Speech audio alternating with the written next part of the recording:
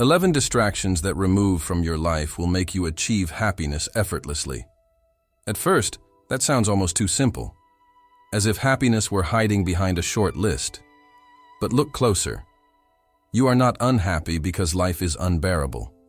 You are exhausted because your attention is divided, your mind overstimulated, your energy tied to things that were never truly yours to carry. You wake up and immediately begin carrying invisible weights, thoughts that do not belong to the present moment, fears about outcomes you cannot fully shape, opinions from others that were never your responsibility to manage. You replay conversations, you anticipate reactions, you try to control impressions, and by the end of the day you feel drained without knowing exactly why. Happiness has become complicated because your mind has become crowded, not with real problems alone, but with mental noise, comparisons, imaginary scenarios, resistance to what already happened, obsession with what might happen. You are not suffering only from reality, you are suffering from interference. The Stoics understood something most people overlook. Peace is not built by accumulating more success, more pleasure, more validation. Peace appears when unnecessary disturbances are removed. When you stop negotiating your stability with variables that change constantly. When you stop trying to manage what was never under your authority. This is not about becoming indifferent. It is about becoming clear. Clear about what drains you. Clear about what fragments your attention. Clear about what keeps your emotional state dependent on unstable sources. As we move through these distractions, you may recognize yourself in them, not as accusation, but as revelation. You may begin to notice how much of your mental exhaustion has been self-maintained through habits of thought. And with that recognition comes relief, because what is maintained can be released. Happiness, in the Stoic sense, is not excitement. It is alignment, a mind that is not pulled in 10 directions at once, a character that does not depend on applause, a perspective that does not collapse under uncertainty. The question is not how to add more to your life. The question is, what must be removed so that what is already stable within you can finally breathe? The need to be understood by everyone. One of the quietest drains on your peace is the need to be understood by everyone. You explain your choices, you clarify your intentions, you rehearse arguments in your mind to prevent being misinterpreted. You try to control how others see you, as if your stability depended on their perception. Look at how much energy this consumes. You adjust your words carefully. You anticipate objections before they are spoken. You revisit conversations to analyze how you might have sounded. Beneath all of this lies a subtle contract. If they understand me, I am secure. If they misjudge me, something is threatened. The Stoics would say this is misplaced effort. You control your conduct, not your reputation. You control your intention, not their interpretation. The moment you try to manage how you exist in every mind around you, you step into a field where control does not belong to you. This need fragments attention. Instead of focusing on acting with integrity, you focus on being perceived as right. Instead of strengthening character, you polish image. And image is unstable. It shifts depending on who is looking. Peace increases the moment you release this responsibility. Not because you become careless, but because you become precise. You speak clearly, act consistently, and let perception follow its own path. If someone misunderstands you despite your clarity, that misunderstanding is no longer a threat to your identity. Notice the relief in that idea. You do not have to manage every narrative about you. You do not have to defend every choice to maintain dignity. When your character is your reference point, the opinions of others lose their ability to destabilize you. But the mind has other habits that disturb it even when no one is watching. Even in silence, it keeps returning to something that cannot be changed. And that is where the next distraction begins. The habit of mentally replaying the past. Another distraction that quietly steals your stability is the habit of replaying the past. You revisit conversations long after they ended. You rethink decisions that cannot be reversed. You analyze mistakes as if enough mental repetition could somehow modify what already happened. At first, this feels responsible. It feels like reflection. You tell yourself you are learning, improving, preparing to do better next time. But look closely. How much of this repetition is true learning, and how much is emotional self-punishment disguised as growth? The past becomes a loop, a scene that replays with minor edits in your imagination. You imagine what you should have said, what you should not have done, how you could have avoided embarrassment, how you might have changed the outcome. And with each replay, the emotion resurfaces as if the event were happening again. The Stoics were clear about one thing. The past is informational, not negotiable. It can teach you. It cannot be rewritten. Once an action has occurred, your only real power lies in your present judgment about it and your future conduct shaped by it. When you keep mentally negotiating with what is already settled, you create a second layer of suffering. The first layer was the mistake, or the event itself. The second layer is your refusal to let it become finished. Imagine the energy that returns when you decide that the past has fulfilled its role. You extract the lesson, if there is one, and you stop rehearsing the pain. You stop turning a completed chapter into a daily ritual of regret. This does not mean you ignore responsibility. It means you understand boundaries. You are responsible for what you do next, not for endlessly reliving what is done. And yet, even when you release the past, the mind finds another way to waste energy. It begins rehearsing something that has not even happened yet. Imaginary conversations that drain your energy. If the past steals your peace through replay, the future steals it through rehearsal. You imagine confrontations that have not happened. You prepare responses to criticism that may never come. You construct entire dialogues in your mind, defending yourself, explaining yourself, proving your point. By the time the real interaction occurs, if it ever does, you are already emotionally exhausted. This habit feels like preparation. It feels strategic. You tell yourself you are getting ready, thinking ahead, protecting yourself from being caught off guard. But in truth, you are spending real emotional energy on unreal events. Notice what happens in your body during these imaginary exchanges.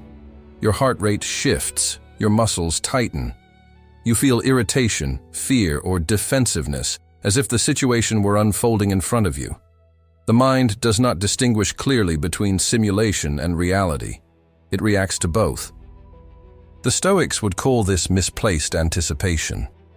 Preparation belongs to action, not to endless simulation. If a difficult conversation must happen, you can prepare by clarifying your intention and your principles. You do not need to rehearse every possible line of attack and defense. Every imaginary conversation is a cognitive leak. It drains focus from the present moment and ties your emotional state to something that does not yet exist. You suffer in advance. You argue in silence. You exhaust yourself before anything real has occurred. When you catch yourself in this loop, pause. Ask a simple question. Is this happening now? If not, what depends on me in this moment? Often the answer is nothing more than remaining calm and acting well when the time actually comes. Reclaiming that energy changes your internal rhythm. You are no longer living two lives at once, one real and one imagined. You are present, and presence restores clarity. But even if you stop rehearsing conflict, another form of distraction remains. The subtle attempt to control not just what others think of you, but how they feel about you. Trying to influence how others feel about you. There is a subtle but exhausting habit that hides beneath politeness and social awareness.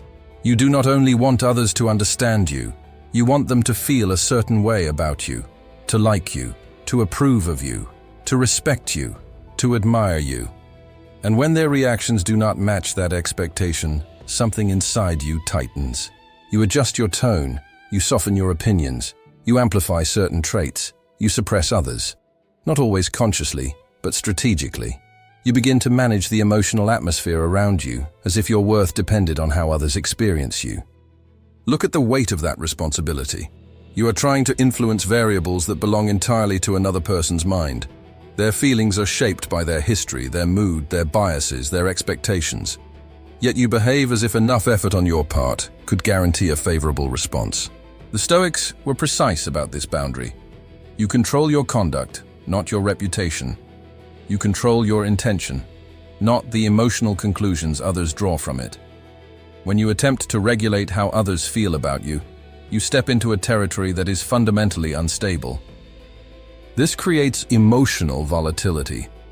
If someone responds warmly, you feel elevated. If someone is distant or critical, you feel diminished. Your inner state becomes tethered to reactions you cannot fully predict or manage. Imagine the freedom of focusing only on what is within your authority. Speak honestly, act consistently, maintain dignity, and allow others to feel what they feel. Their approval becomes welcome but not necessary. Their disapproval becomes tolerable but not devastating. When you release the need to shape every perception, your energy consolidates. You stop performing and start living. You stop calculating impressions and start refining character. But there is another attachment that destabilizes you, even when no one is watching. It is not about how people feel about you. It is about how outcomes turn out for you. Obsessing over outcomes instead of intentions. There is a quiet tension that builds when your peace depends on results. You work towards something, and your mind jumps ahead to the conclusion. Will it succeed? Will it fail? Will it prove your value or expose your weakness? The outcome becomes more important than the action itself. When this happens, your emotional state rises and falls with probabilities. Before the result even arrives, you are already negotiating with it. If this works, I will feel secure. If it fails, I will feel diminished. The present moment becomes secondary. Your mind is already living in the verdict. The Stoics offered a simple but demanding shift. Focus on intention and effort. Outcomes are influenced by many variables beyond your control. Your preparation, your discipline, your character, those belong to you. The final result does not. When you attach your identity to outcomes, volatility becomes inevitable.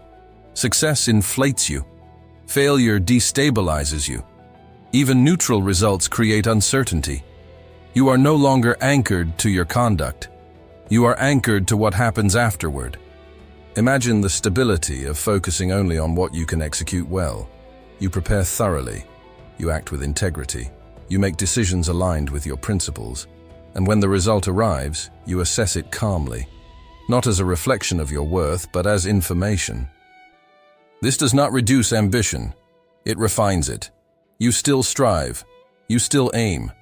But your emotional equilibrium is no longer hostage to a specific conclusion. Whether the outcome favors you or challenges you, your character remains intact. The moment you release outcome obsession, something subtle changes. You work with clarity instead of desperation. You act without the constant background noise of what if. And yet, even when you focus on intention, there is one more common source of inner disturbance, a resistance to reality itself, a refusal to let what has already happened simply be what it is. Fighting what already happened. There is a form of suffering that has nothing to do with the event itself and everything to do with your resistance to it. Something happens, a plan fails, a person leaves, an opportunity disappears. And immediately your mind says, "This should not have happened." That silent sentence becomes the source of tension. The event is real. It has already occurred. But your thoughts begin to argue with it. You replay alternative scenarios. You imagine different outcomes. You question why it unfolded the way it did. And while the past remains fixed, your mind keeps trying to renegotiate it. This is one of the most draining distractions, because it consumes energy without producing change. The Stoics understood this clearly. What has happened is no longer within your control. Your power lies only in your present judgment and your next action. Resistance feels like strength at first. It feels like you are refusing to accept defeat. But in reality, it binds you to what cannot be altered. Acceptance, on the other hand, is not surrender. It is clarity. It is recognizing that arguing with reality will not move it. When you stop fighting what already happened, your energy shifts. Instead of trying to undo the past, You focus on how to respond now. You ask, what depends on me in this moment? That question restores direction. Acceptance does not erase disappointment. It prevents disappointment from turning into prolonged suffering. It allows you to extract meaning, adjust your path, and continue forward without dragging unnecessary weight. Imagine the relief of no longer battling events that are finished. Imagine the stability that comes from meeting reality as it is, rather than as you wish it had been. And once you begin to accept what is behind you, another subtle comparison begins to demand your attention. Not between you and the past, but between you and other people. Comparing your timeline to others. Few distractions are as corrosive as comparison. You look at someone else's progress, their achievements, their milestones, and without noticing, you measure your own life against theirs.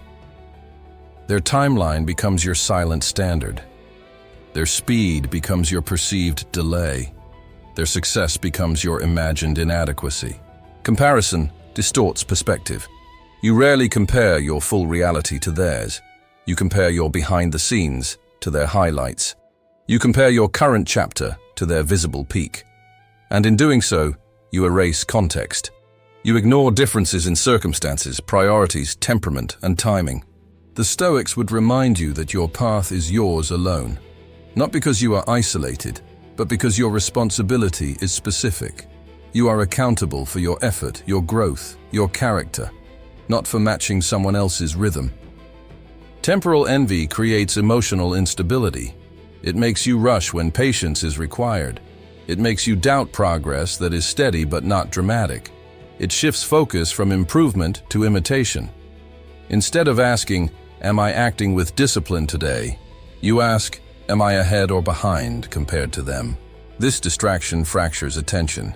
You stop refining your direction and start adjusting to external benchmarks.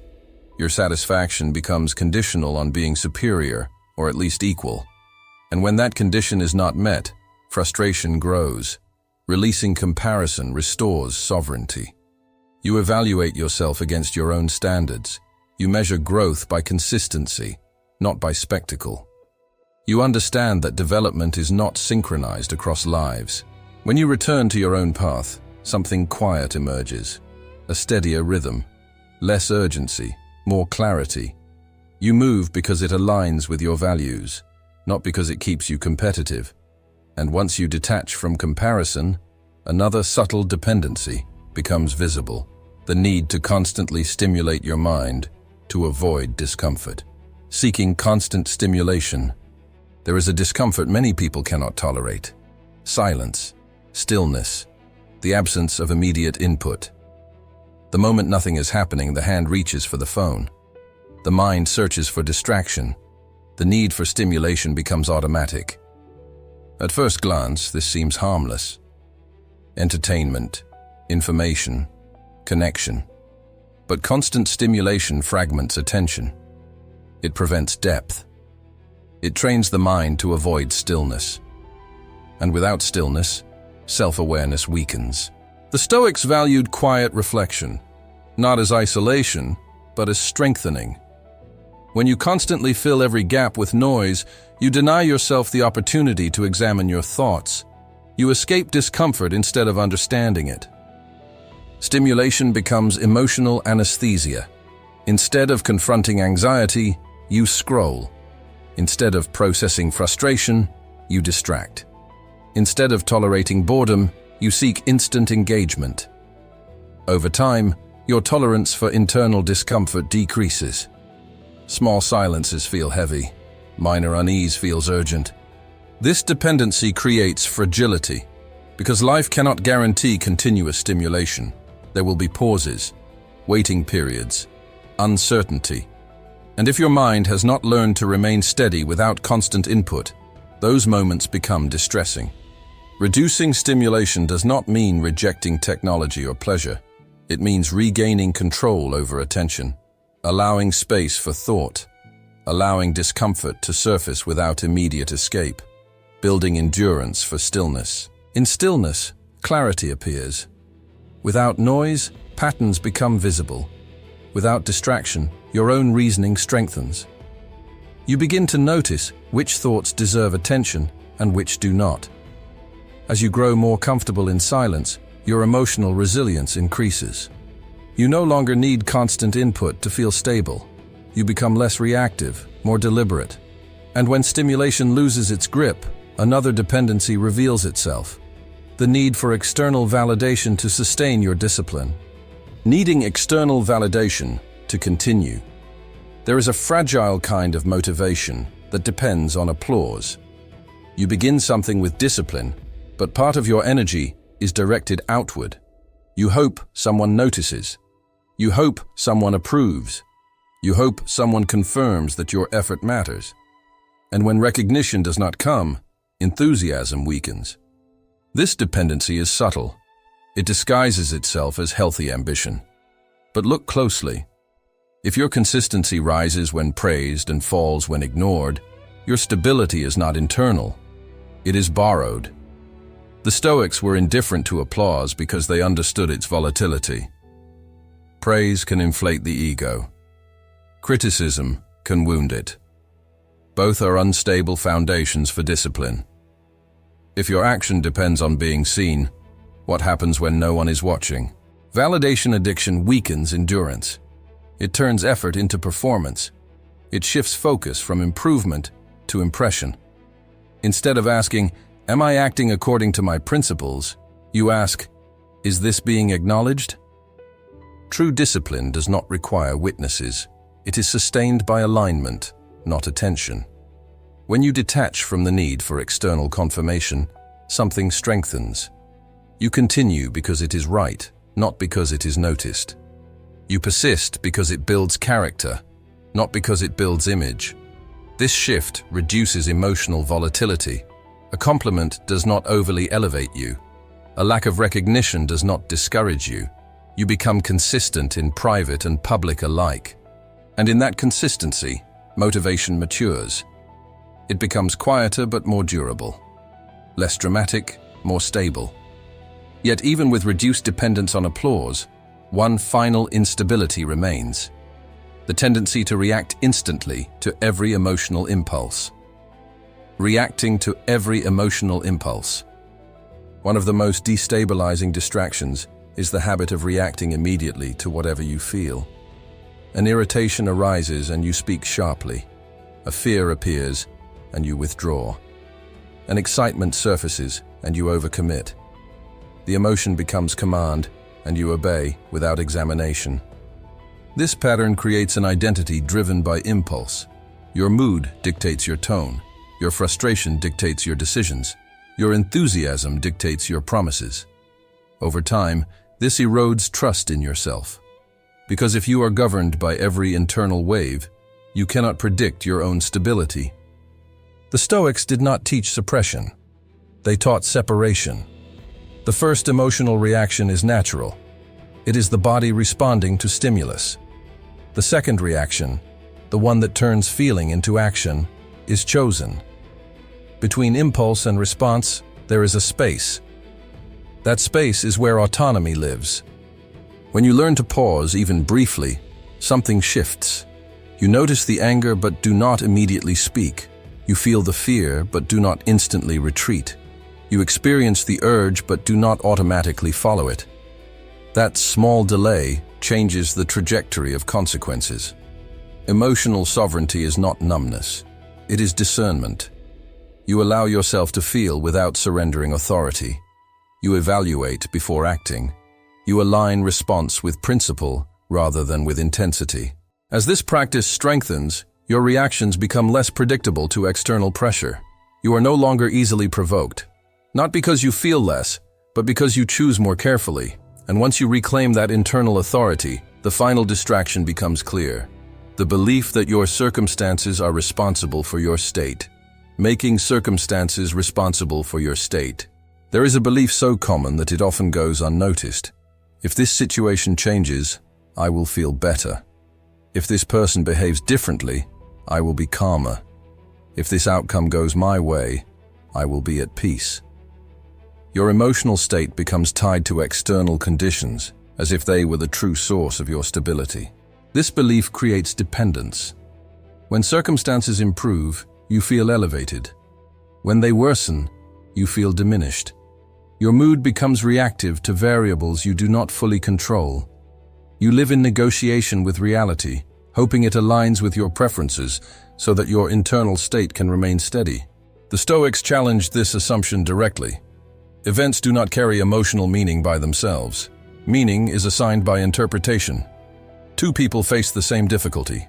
One collapses, the other adapts. The difference is not the event, it is the judgment applied to it.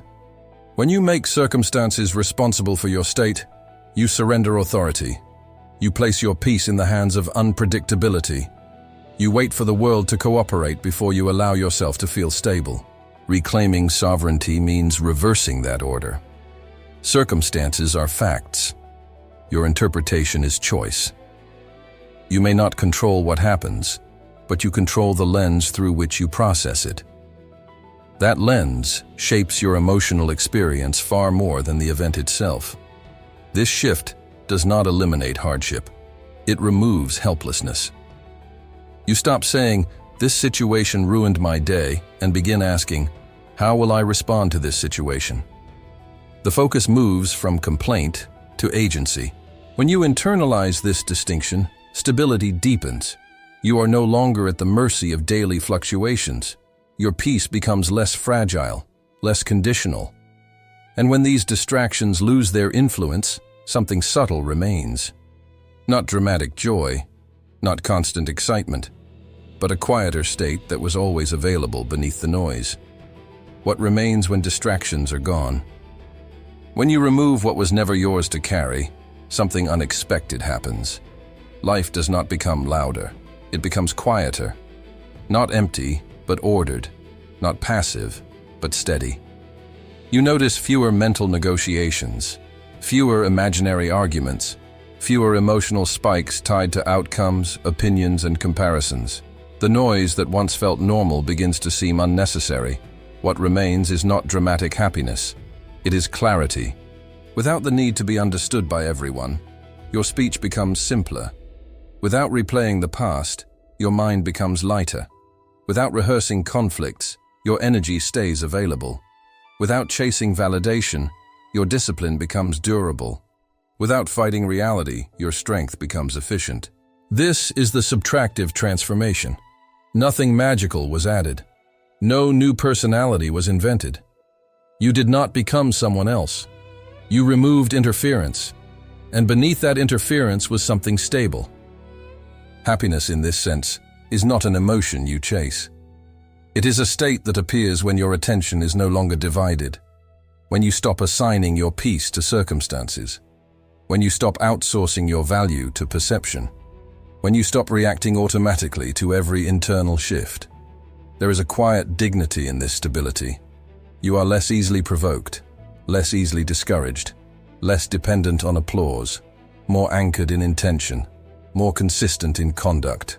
The world remains unpredictable, people remain complex, outcomes remain uncertain. But your internal climate changes. You no longer live scattered across past, future, comparison, and perception. You live here, with what is yours to govern. That is why happiness begins to feel effortless. Not because effort disappears, but because wasted effort does. Your energy is concentrated. Your mind is less fragmented. Your reactions are less impulsive. What remains is alignment, a calm strength, a mind that is not overcrowded, a character that does not fluctuate with every external shift. And once you experience that internal order, you understand something deeply practical. Peace was never hidden behind more achievement. It was waiting behind less interference.